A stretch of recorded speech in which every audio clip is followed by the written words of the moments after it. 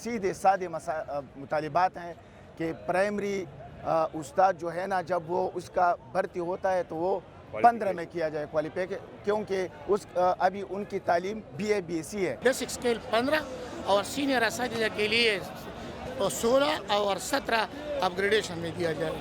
ये हमारा मेन मुतालिबा है। दूसरा, पेंशन में कटौती कर रहे हैं, वो हम बिल्कुल नहीं मानते कि पाकिस्तान का आइन एक है, 3 सूबों में एक कानून है और सूबा खैबर पख्तूनख्वा में दूसरा कानून है। तीसरा मुतालिबा है कमर तोड़ महंगाई की तनस्सुब से हमें महंगाई के अलाउंस दिया जाए।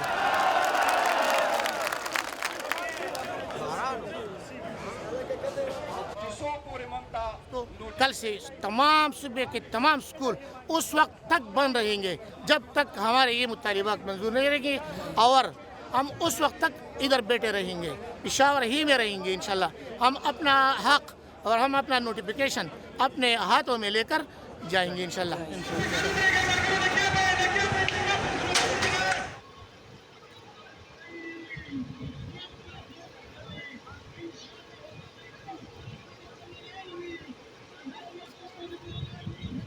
कल का वाक़यात तो ये है कि हमारा प्राइमरी असातिज़ा एक पुरअमन तरीके से एहतजाज अपना रिकॉर्ड कर रहे थे, लेकिन अचानक इन्होंने हम पे शीलिंग शुरू की और उसके बाद इन्होंने गिरफ्तारियाँ शुरू की, जिससे हमारे बहुत से लोग गिरफ्तार भी हुए हैं। इस पुलिस ने हमारे साथ फ़लस्तीन और कश्मीर वाले सलूक किया है, जो दहशतगर्दी का बर्बरियत इसने हम पर किया है।